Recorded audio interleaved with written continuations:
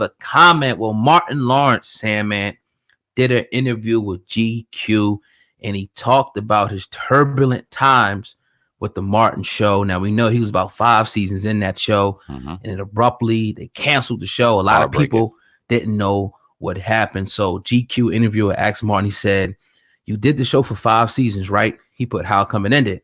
Martin says, "Well, how can I say this? It was just time to end it. Let's just put it that way. It was just at that time there was some things being said that," and then GQ goes to say, "You're talking about Tisha Campbell's lawsuit." Martin says, yeah. GQ guy goes on to say, "I saw that you guys have been spending time together recently." Martin says, "Yeah, because none of that was true. It was all bullshit." GQ says, "What was bullshit?" Martin says, "Just whoever's side it was bullshit." Now, GQ asks Martin, did him and Tisha talk? And Martin says, "We don't need to talk about something that just didn't happen. So I decided to walk away from the show. I just decided to end it. People said that I got canceled, but that wasn't the case. I decided just to leave the show." So Martin putting out there that her lawsuit was fake. Now, if you don't remember, I'll give you a little backstory. Tisha Campbell pretty much came out back then when the show was canceled and put a lawsuit against Martin, said that he pretty much was abusive and tried to pretty much sexually harass her. Martin now is coming out and saying it's not true, and he was able to move on. He also went on to say that he loves her now, and it seems like they patched up their relationship. But I thought it was interesting that Martin kind of took us back in the time, to rehash this, because a lot of people definitely wanted to hear that, the conclusion to that. Something we didn't know. Those are some unanswered questions, something you probably see on a documentary, or think you see on a documentary or something like that. We always heard Tisha's side of the story, never Martin's side of the story. And I remember vividly when this happened. This is my favorite show. I had the DVD sitting at the crib. Yeah. I love Martin. We all did. We all love Martin. I had my son watching Martin well after the show ended back in 1996. But we all remember, if we love Martin, those last couple of episodes that we didn't see Tisha Campbell on there, Martin had gained some weight. He was looking tired in the eyes. The show just wasn't sparking the way it was. And you can tell that if it wasn't coming to the end, it was just going to get canceled soon, because it just wasn't the same Martin. Because Gina wasn't there, and just because Martin didn't have that same pop. Because I think that if Martin would have just been the same on Martin, it would have been able to live. Even though Tisha Campbell was a huge staple in that show, huge. I think if Martin would have kept that same drive, it would have continued.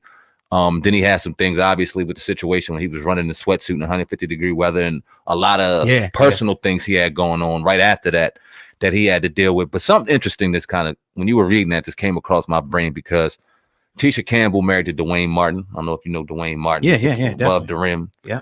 White Men Can't Jump, things like that. They got married in 96, right around the time all that nonsense started happening. Now, I don't know if you know the backstory with Tisha Campbell and Dwayne Martin, but they are now, I believe, split up. They're definitely split up, and he was being sued because he had some things going on with fraud and some things, and he might have been doing some jail time. It was some backhanded things going on back then, right, that came to light with Dwayne Martin. And maybe, like I said, don't quote me on this. I don't have any information or nothing, but I'm just kind of thinking, because we all know how fresh relationships are. Maybe somebody was in her ear. Maybe a bug was in her ear telling her to do this or react to this because of a certain hug she might have got at this, and had a battery in her back and jumped to some rash decisions. Because I believed Tisha Campbell back then, but listening to Martin's side of the equation, I would love to hear them two together and speak on it, because I have a tendency to believe Martin as well.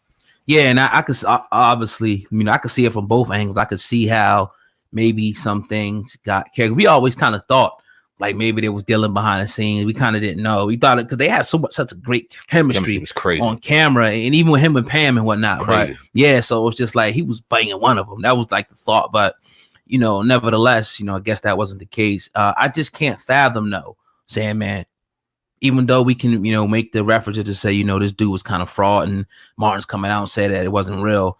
I just can't fathom her, like, just having that much success they had in season 5 and just coming out of nowhere saying, look, I've been harassed, and be lying about it. Like, it's so much, you got to put the things on the scales. Like, what do you think you're going to get out of this? Like, you get so much more, by keeping the show going, and the success of the show. So I'm thinking that it may have been something there for her to do that. You know what I mean? I could see that side, and also could see the other side where maybe everything wasn't true. But I do believe where there's smoke, there's fire. Let me say this. Let me ask you this. Hypothetically speaking, let's say there was a little bit of chemistry that kind of extended off camera, and Dwayne Martin came in and possibly seen something like that, knowing and feeling some kind of way. Maybe, I don't want to say manipulated, because it's all in my opinion, and none of this is true. I don't want to say it's not true, but none of this is documented or anything like that. I'm not giving you any information. I'm just going off the top of my head. Put a bug in her ear and maybe put a situation that was more than it was, because I agree with you. I don't think that she would sit back and go, I have malice intent against Martin Lawrence. Mm-hmm. I'm going to end this show and sue him. I don't see her lying about things. I think that she felt whenever she put that out that it was serious enough for her to do it, and maybe changed her colors, changed her way, and realized that it was a little less deep than what it was back in 96. Now, who knows? Mm-hmm. But do you think maybe the new relationship kind of added to that, or you not following that at all? I don't know. I think that's kind of, you know, I can't put that on that. But in 1997, I'll just read what she pretty much accused him of. Tisha Campbell's lawsuit detailed that she experienced and reported obsessive physical and emotional abuse at the hands of Martin himself, including repeated and escalated sexual harassment, sexual battery, and violent threats. Now, Martin did deny all allegations. So my thing is, like, if you ain't want to be there, people have been replaced. You know what I mean? If you want to just end the show, you want to move on, you know. So I just don't know. You know, is it a possibility that Dwayne Martin could have been in her ear and saying something, and maybe he was a little bit jealous or something? I don't know, but I just don't see her going through with this lawsuit at the time. You know what I mean? And it just being BS. But again, they put this behind them. They're cool now. And that, to me, could signal the fact that maybe she got to the point where it was kind of bygones be bygones, and she didn't really want to contribute to trying to tear and break a man down. You know what I mean? You know, when people are younger, and she was younger back then, we make way different decisions that, you know, and we think different than we thought, you know, at the time. So that could be the situation. It's kind of hard to put your finger on it at this point, man. So do you think Martin should take a little more accountability then? Do you agree with him completely denying all allegations outright, and basically, without saying it, saying that her story isn't true, so she's lying? Yeah, that's what he came out and pretty much saying, she's lying. That's it. Yeah. So, I mean, so now we got a line drawn in the sand a little bit, because I agree with everything you're saying, but like I said, I also have a tendency to believe Martin. So I'm going to go out and I'm going to answer my own question. Then I want to get your response on it. I think that he should take a little more accountability in his actions that escalated to this situation, ending the show and things like that. I think that Martin, if all Martin did was completely deny our allegations, and we're both sitting back assuming that maybe more happened, whether it been innocent, whether somebody was in her ear, whatever the case may be, we don't know, then I believe, based off of all that he needs to take a little more accountability for his actions. And what do you mean by that? Admitting that he did it, you saying? Or? No, not necessarily admitting that he did it, but maybe going toward the line that we had a great chemistry, we had a great relationship, and maybe at the time going through whatever she was going through, she may have taken some of the things I said a little bit out of context, a little bit out of bounds, but it was always love. And yeah, I was blindsided by what happened. All right, I'm cool with that. Yeah. I mean, but you saying I deny it, nah, she's lying. All right, so now there's a line drawn. That's he say, she say, whoa, I don't know who to believe, and damn. Yeah. Like, I don't want to not believe either one of them. You know what I'm saying? And we didn't get to hear the interview, but if just reading it, somebody saying this is bullshit, who knows? Right. And what spirit? He could have been going in there. He could have been heated, or he could have been just, you know, chilled out. So, you know, yeah, that's a good point that you make, though, about Martin. Maybe, you know, maybe the chemistry was so good that, you know, off the set and whatnot, maybe he thought he could continue that, and maybe a slap on the butt or something as you walk in. Who knows? Maybe he may have thought that it was all, you know, things happen with men and women all the time. But I do believe, though, that if somebody is violated in that type of way, that you should seek all remedies possible. Now, if it happened, go after the dude and whatnot. But right now, they're good. So I guess that's the main thing. Let bygones be bygones. They'll bring up old wounds, and hopefully this interview doesn't bring up older wounds. Hopefully they're good and everything's cool. Yeah, now you checking for Bad Boys 3. this due to come out, Sandman, and we were kind of talking, and people pissed off. You said, yeah, they were mad as hell at me, man. In the past video, we're thinking that Mike Lowry maybe killed off in that movie. He said it first. I'm telling you. It just makes sense. It makes, and the only reason I said it, because when you looked at the first trailer, and I think we gave a little analysis off the first trailer, somebody's getting rushed through an emergency room from what I saw, and this is obviously the last installment. So I mean, we seen. You giving too much up now. I don't know, man. I'm just giving my opinion. Somebody who what was it? My movie, The Avengers, Endgame. Yeah. Iron Man had to go. One of the best superheroes in the whole series, but Iron Man had to die. Right. And it was great for the movie, even though it was sad for the viewer. We'd be all heartbroken if Mike Lowry died. It'd be great for the franchise. Y'all can hate me for it all you want. Or Marcus Burnett could be him, maybe. They ride together, they die together. He always the one getting caught up with crazy shit. But I think it'll be more dramatic if Mike Lowry. He don't got the family. Right. He was the renegade. You know what I mean? I don't know. That's just quintessential alpha male right there. You know what I mean? That's the alpha and the beta. I was sitting back doing a documentary with my boy, and he was sitting back, and we were just talking about people we looked up to and little things, and he was giving like, when you were a kid, what was that dude that you looked up to, and you were just like, nah, that's the dude. Mike Lowry. Hell yeah. It's Mike Lowry. All the bitches. You know what I'm saying? Money, driving the fast Porsche. Smooth off-color suits and shit. Like, damn, I want a suit like that.